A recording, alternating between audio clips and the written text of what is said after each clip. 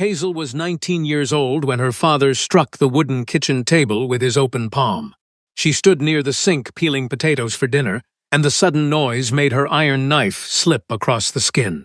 The sharp edge cut the tip of her index finger, and dark red blood began to drip onto the white potato in her hand. Nobody in the room asked if she was hurt or needed help. Her mother simply turned her face toward the window, looking out into the yard, as if she already knew that speaking up would change nothing. Her father kept talking in that flat, cold tone he always used when he was closing a business deal in town, and that was exactly what he was doing in their kitchen. He stated that his youngest daughter was going to marry the man who owned the large stone estate across the river. It was not a question or a discussion for her to join. It was a final decision that she had to accept.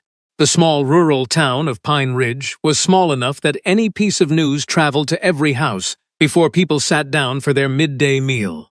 The very next morning, when Hazel walked down the dirt road to buy a loaf of fresh bread at the local bakery, the neighbors were already staring at her with a mix of pity and dark curiosity. A few of the older women stopped her near the wooden steps to offer their congratulations, but their smiles were tight and strained, the kind of smiles people give when they know there is nothing real to celebrate.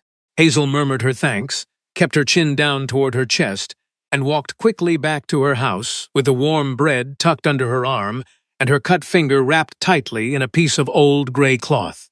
The man her father chose for her was named Silas, and his reputation always arrived in a room long before he did. People in the valley whispered that he was a vampire king, a man who had lived in the massive stone house since the town was built, never showing age or weakness. He had stark white hair that looked like winter frost, and his skin was completely pale, smooth as polished marble, and cold to the touch. The townspeople stayed away from his land because he was quiet and powerful, and he only came into town when the sun went down. Silas had a specific way of looking at people, with dark eyes that seemed to calculate exactly how much a person was worth or what they were hiding. Hazel had never spoken more than 10 words to him in her entire life, but a deep fear had lived inside her chest for years because she knew how the powerful men of Pine Ridge operated. Hazel did not shed a single tear while her father sat at the kitchen table. She had learned at a very early age that crying in that house was treated as a personal insult or an act of defiance. Instead, she waited until the lanterns were put out and the house was completely dark before she let her tears fall. She buried her face deep into her cotton pillow, biting down hard on the fabric so that her older sister, Maeve, who slept in the small twin bed just 2 feet away, would not hear her sobbing. Maeve heard the soft sounds anyway, but she kept perfectly still and pretended to be fast asleep. The 2 sisters had maintained this silent agreement for years. Pretending that the pain did not exist was their only way of keeping each other safe from the harsh reality of their home. The long weeks that passed before the wedding day felt like a slow countdown to something Hazel could not fully understand or name. It was not just the constant fear of the unknown that worried her, but rather a strange feeling that she was slowly disappearing from her own life. With every sunrise that came, she felt as though a small piece of her spirit was being packed away into a heavy wooden crate for someone else to carry away. Her mother spent the afternoon sewing a simple wedding dress made from a cheap, stiff fabric that already showed a yellow tint along the bottom hem. Hazel tried the dress on one afternoon when the house was quiet, standing in front of the cracked mirror in her bedroom, and she found that she barely recognized the young woman looking back at her. The only object in the entire house that truly belonged to Hazel was a small, worn sketchbook with a torn paper cover. Inside its pages, she used a short pencil stub to draw things she had never seen: detailed faces of strangers, wild animals running through fields, and large houses with wide windows.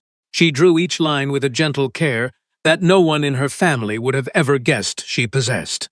The sketchbook remained hidden beneath her heavy mattress, tucked safely between the torn fabric lining and a rusty metal spring, where her father would never look.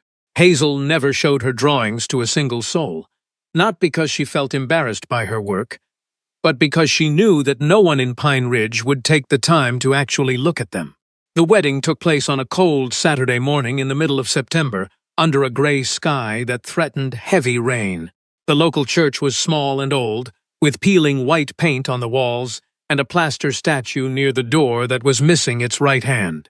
Hazel walked down the narrow aisle, gripping her father's arm, and he moved with quick, hurried steps like a man who wanted to finish an unpleasant chore as fast as possible. Silas stood waiting at the altar in a dark suit that fit his broad shoulders perfectly.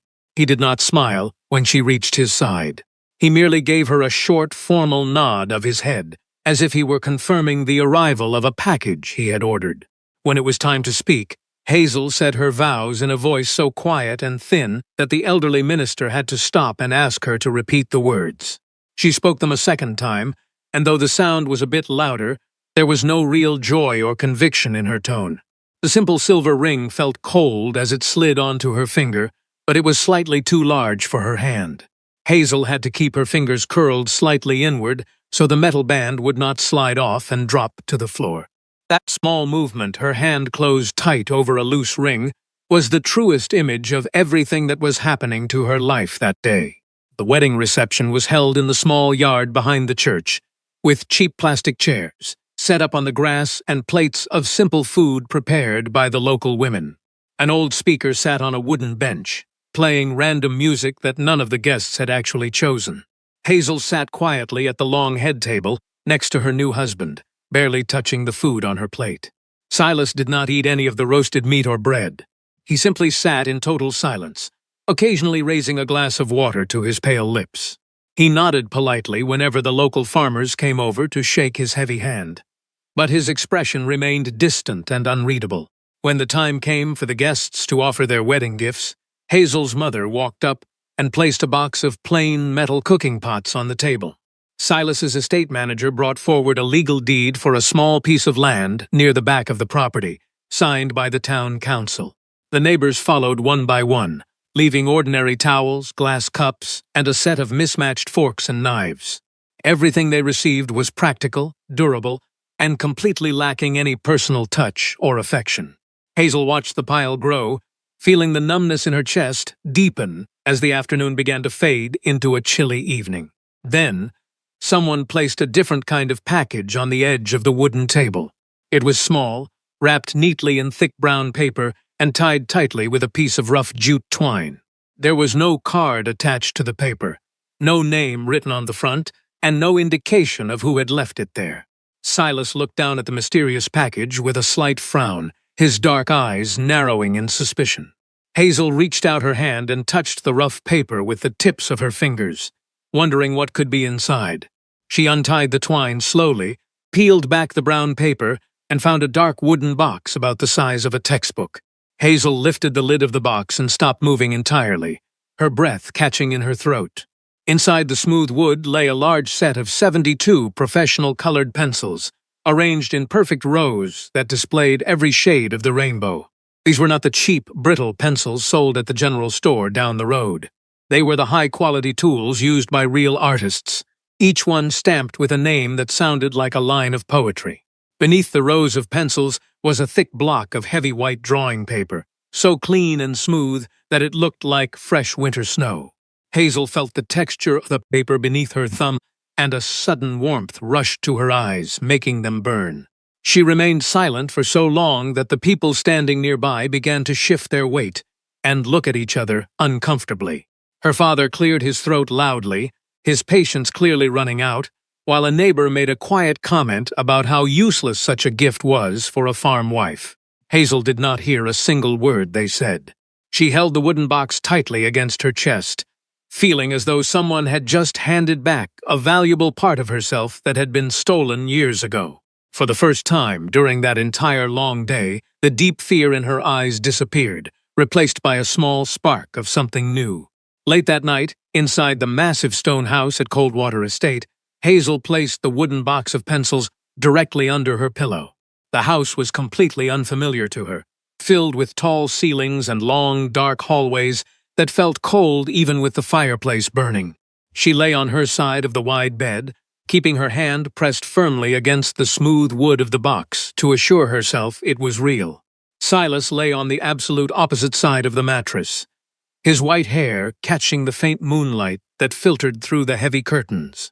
He remained perfectly still and silent throughout the night, his breathing so quiet that she could barely hear it over the sound of the wind outside. The first few months of her new life were exactly what Hazel had spent weeks dreading, though the reality was different from her expectations. Silas never shouted at her, never raised his hand, and never demanded anything from her, but he almost never spoke. The entire estate was wrapped in a massive heavy silence that was broken only by the ordinary sounds of her daily routine. She heard the heavy oak doors creaking open, the wooden chairs scraping against the stone floor, and the occasional clatter of a plate being set down on the table. Hazel spent her mornings cooking simple meals, scrubbing the floors, washing clothes by the well, and tending to the small vegetable patch behind the kitchen. By the time the sun began to set each evening, Hazel felt a deep weariness in her bones, as if the silence of the house was slowly draining the life out of her. Silas looked at her whenever they passed in the hallway, but his gaze was neutral, the way a person looks at a piece of furniture that serves a clear purpose but holds no emotional value. He spent his days away from the light, locked inside his private study on the second floor, and he only emerged when the shadows grew long across the yard. Hazel realized that she was completely alone in this grand stone fortress, surrounded by a man who seemed more like a statue than a husband. To keep herself from losing hope, Hazel began to draw in secret during the long afternoons. She waited until she heard Silas close the heavy wooden door of his upstairs study, ensuring he would remain there for the rest of the day. Only then would she sit down at the long kitchen table and open the dark wooden box with a level of care that felt almost holy. She worked with her ears constantly tuned to the house, listening for the faint sound of footsteps on the stairs or the creak of a floorboard that might signal his return. She kept her movements light and quiet, always ready to hide her supplies at a moment's notice. In the beginning, Hazel drew the exact same things she had always sketched in her old book: simple field flowers, imaginary faces, and landscapes she made up in her head. But as the winter weeks went by, her focus began to shift toward the world she could see through the kitchen window. She started to draw the actual things around her: the broken wooden fence at the edge of the woods, the old stone well in the yard, and the way the morning light cut through the dusty glass panes. She even drew a sketch of Silas while he sat in his chair one evening, capturing a rare softness in his face that he never showed when he was awake. There was a distinct quality in these new drawings that Hazel could not have explained to anyone in words. They were not just pleasant images to look at. They seemed to hold a story within their lines. Every stroke of the colored pencils carried a certain weight, a sense of quiet waiting, and a question that had never been spoken aloud. She worked on the paper with the same deep intensity that other people used when they sat down to pray. It felt as though she was pouring every thought, every worry, and every unspoken feeling into the paper, leaving them there where they could finally be seen. One Tuesday afternoon, Silas returned to the kitchen much earlier than usual because a sudden storm had made the sky dark as night.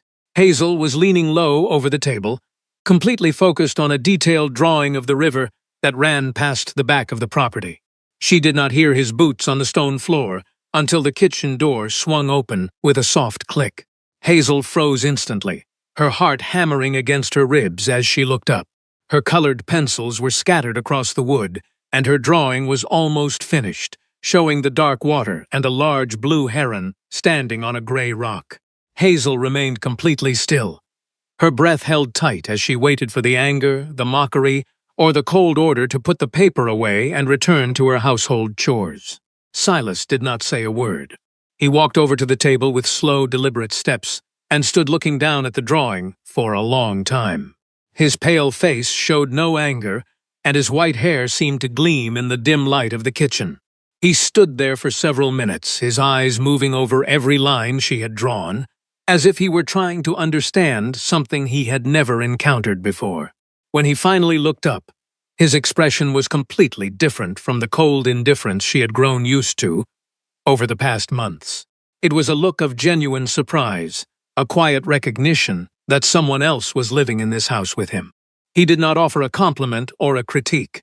He simply turned around, walked out to the wash basin near the back door, and began to clean his hands under the running water.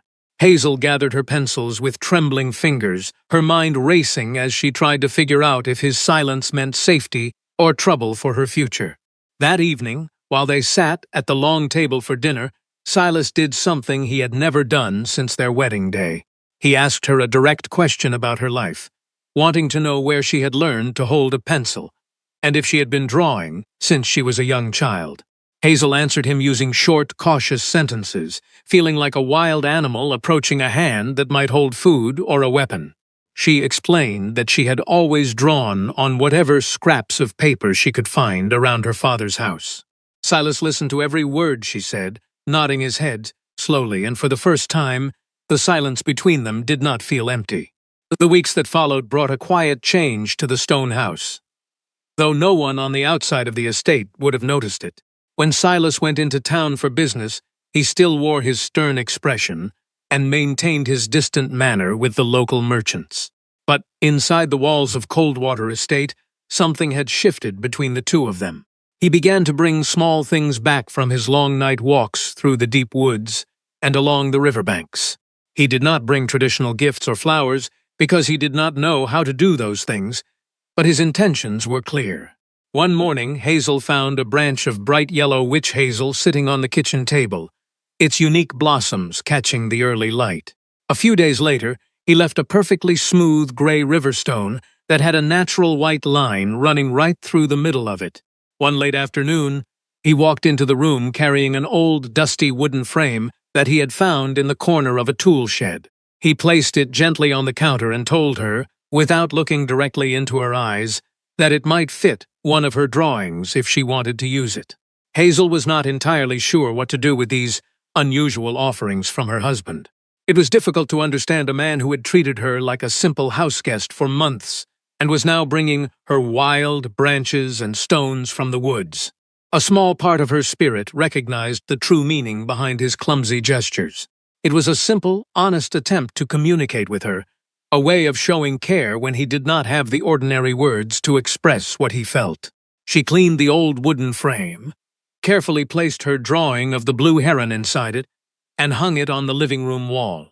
Silas noticed the framed drawing when he sat down for dinner that evening, his dark eyes lingering on the blue heron for several moments. He did not say whether he liked it or not, but he did not ask her to take it down, and he chose a seat that allowed him to look at it while he ate. The house still felt quiet, but the coldness had begun to thaw, replaced by a mutual understanding that did not require constant talking. Hazel found herself looking forward to the evenings, no longer fearing his presence in the rooms. The townspeople of Pine Ridge began to view Hazel differently after Miss Eleanor, the schoolteacher, saw one of her drawings by pure accident. Hazel had gone into the village market to trade a basket of fresh eggs for flour, and she had forgotten a folded piece of paper at the bottom of the basket. Miss Eleanor found the paper while she was sorting the eggs, unfolded it out of curiosity, and stood completely still in the middle of the store for a full minute. She caught up with Hazel near the wooden bridge and asked her if she had any more drawings like the one of the old stone well. Hazel admitted that she had a whole box of them at the estate, speaking in her usual quiet voice. Miss Eleanor immediately asked if she could look at them, and Hazel agreed to bring a few more into town the following week. Within a few days, Miss Eleanor had taken 5 of Hazel's detailed sketches and pinned them neatly to the wooden wall of the local schoolhouse. They were placed right next to the colorful drawings made by the young children. But they were so completely different that everyone who walked past the building stopped to look at them. The residents of Pine Ridge were not accustomed to seeing such beauty come from someone they had chosen to ignore for 19 years.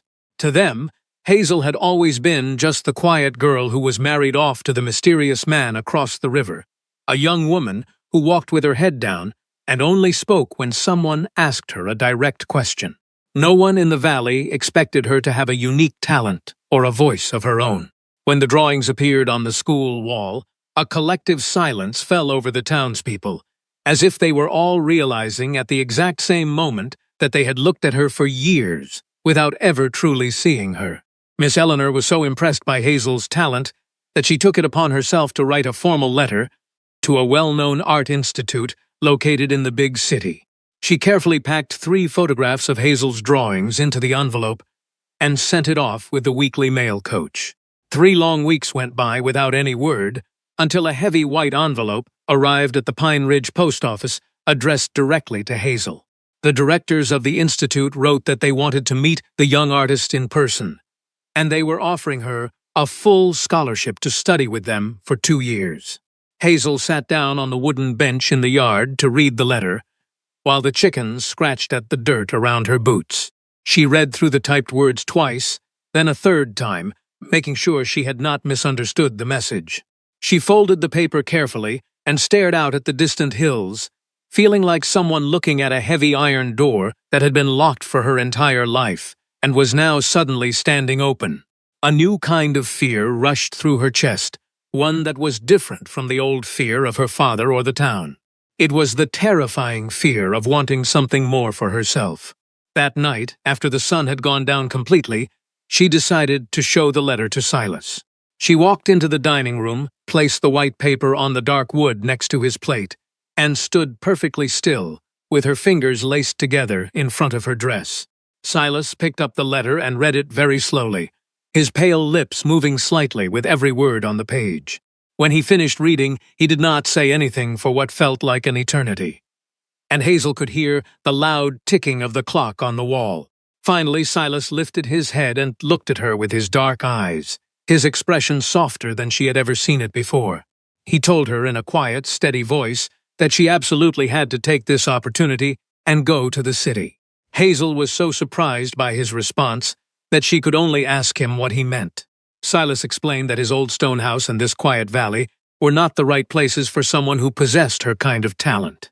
He said he had never known how to give her much of a life, but he knew that these drawings were important, and if a door was opening for her, she had to walk through it. The tears that Hazel had held back for months finally broke free, spilling down her cheeks in front of him. This was not the quiet, hidden crying she had done into her pillow at her father's house. It was an open, honest sob of relief and gratitude. Silas rose from his chair, walked around the long wooden table, and placed his cool, heavy hand firmly on her shoulder. He did not try to pull her into a tight hug or say anything sentimental, but the steady pressure of his hand told her everything she needed to know. He was there for her, supporting her choice in the only way he knew how. The news that Hazel was leaving Pine Ridge to study art in the city spread through the valley like wildfire. The reactions from the neighbors were exactly what she expected. Sudden surprise, disbelief, and a bit of jealousy disguised as concern for her marriage. Her father remained completely silent on the matter, refusing to speak her name, while her mother wept quietly in their kitchen out of a mix of pride and worry. Her sister, Maeve, ran all the way to the estate to find her, wrapping her arms around Hazel for so long that they both ended up laughing and crying at the same time. On the evening before her scheduled departure, Hazel sat on the bedroom floor, packing her few belongings into an old leather suitcase with a repaired metal zipper. As she pulled her dark wooden box of colored pencils from beneath her pillow to pack it away, she noticed a small piece of folded paper hidden at the very bottom. It had been tucked carefully under the soft velvet lining, where the pencils usually rested in their neat rows. She pulled the paper out with trembling fingers, unfolded it under the lantern light, and found a short note written in a small, neat script. The note contained only a few simple sentences, stating that the writer had found her old sketchbook hidden beneath the mattress long ago. It said that the world needed to see the beautiful things she could create, and urged her never to give up on herself. There was no formal signature at the bottom of the paper, but Hazel recognized the handwriting immediately. It belonged to her sister, Maeve, the girl who had always pretended to be fast asleep whenever Hazel cried into her pillow during those dark nights in their childhood bedroom. Hazel realized that Maeve had been watching over her with a quiet love that did not require loud proclamations or praise. Her sister had saved her own small coins month after month, hiding them away in an old tin can beneath a loose floorboard in their bedroom, just to buy this expensive box of pencils. Maeve had placed the gift on the wedding table without her name attached because she did not want any credit or thanks from the family. She simply wanted her younger sister to have a real becoming the person she was meant to be. Hazel remained sitting on the wooden floor for a long time, holding the small note tightly in her hands as the tears fell silently onto her lap. It was a profound realization to understand that, even during the moments when she believed she was completely alone in the world, someone had been looking at her with total affection. Maeve's love was so quiet and discreet that it fit perfectly inside a hidden compartment of a wooden pencil box, yet it was strong enough to change the entire direction of Hazel's life. The next morning, a thick fog covered the river as Hazel prepared to leave the Stone estate.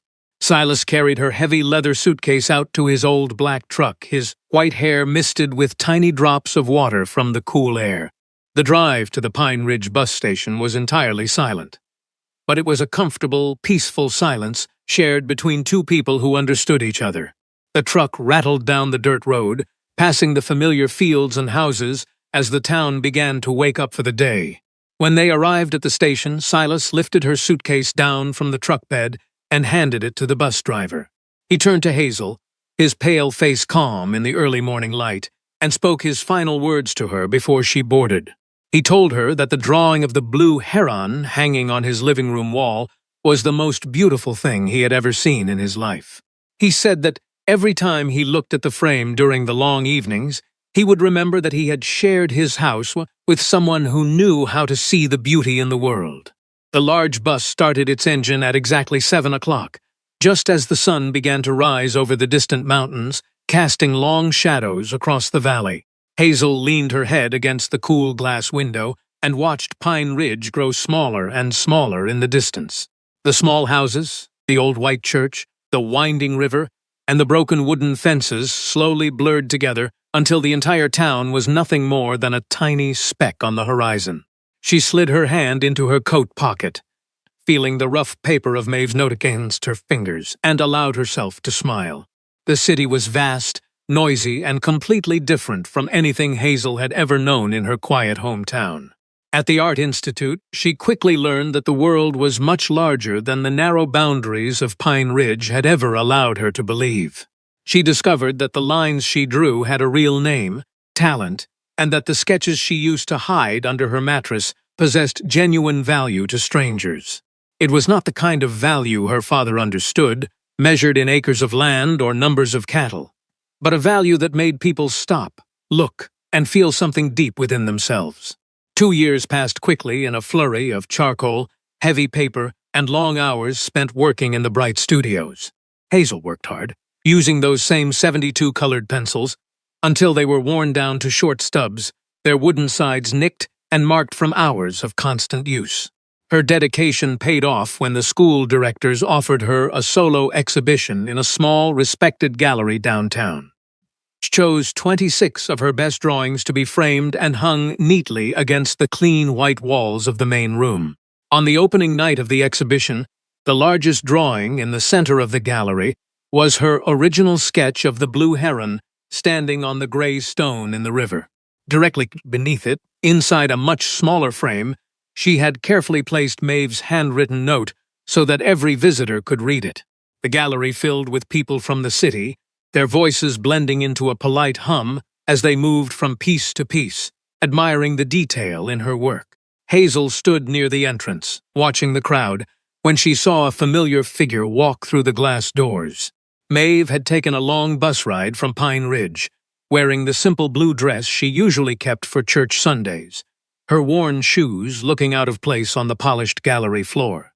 When her sister reached the center wall and saw her own handwritten note framed beneath the blue heron, she covered her mouth with both hands and stood perfectly still, unable to take another step. Hazel walked over quickly and took her sister's hands in her own, pulling her close as the tears started to flow once again.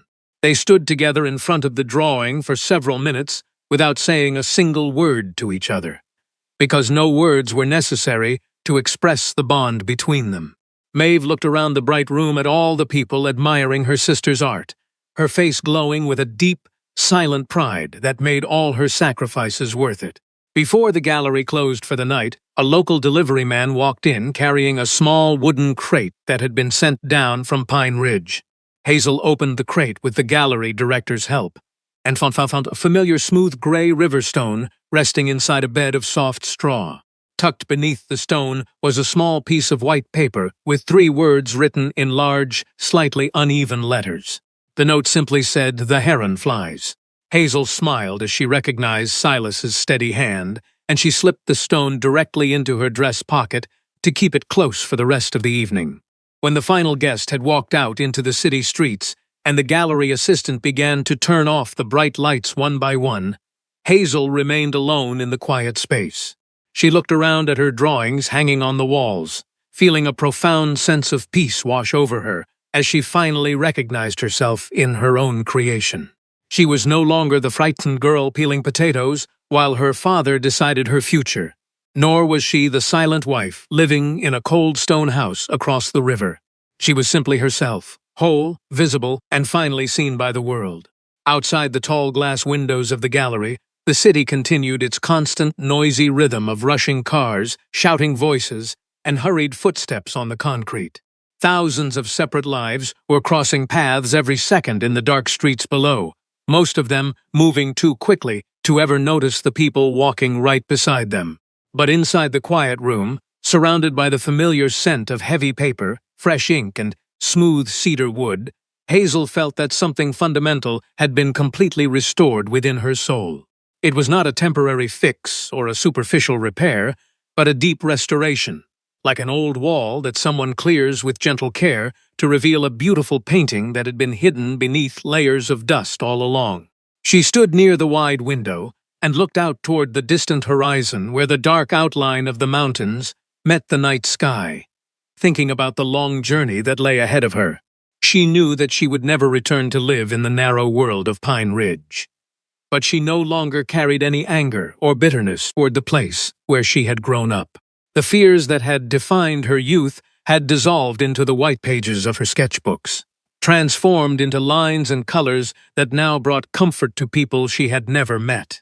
Her talent had given her a permanent place in the world, a safe harbor that no one could ever take away from her again. Hazel reached into her pocket and let her fingers curl around the smooth gray riverstone that Silas had sent, feeling its cool, solid weight against her skin. She thought of the massive stone house across the river and realized that it had not been a prison after all, but a quiet sanctuary where she had been given the time and space to heal. Silas would continue his silent life among the trees, and she would continue her creative journey in the bright studios of the city. But they would always be connected by the blue heron hanging on his living room wall. She looked toward the morning light that was just beginning to break over the city buildings, feeling entirely ready to greet whatever the future had in store for her.